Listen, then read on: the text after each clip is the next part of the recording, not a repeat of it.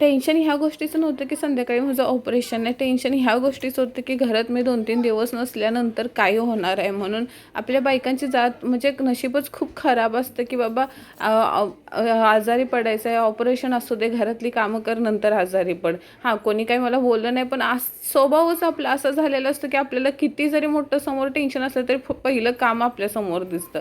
घरातली पटापट सगळी कामं आवरली. म्हटलं दळण करून ठेवूया, दळणं होती घरात, पण म्हटलं मला टाके पडल्यानंतर मला दळण करता नाही आलं तर, म्हणून सगळी कामं केली अगोदर. पाणी पिऊन घेतलं, कारण का अगोदर 2-4 तास काही खायचं नव्हतं ऑपरेशनच्या, आणि नंतरही सुद्धा काही खायचं नव्हतं. पहिलं पटकन पटापट कामं आणि त्याच्यासोबत पाणीसुद्धा सारखी पित होती. हॉस्पिटलमध्ये जायची तयारी केली, टॉवेल वगैरे घेतलं, ब्रश वगैरे घेतलं. 2-3 दिवस राहायला लागणार आहे, पण आंघोळ नसणार आहे मला, हे मला नक्की माहीत होतं. टाके पडल्यानंतर आंघोळ सहसा देतच नाही. मध्ये मध्ये टेन्शन तर येतच होतं. कारभारी कामावरून लवकर आले, आता जायची वेळ आली आहे.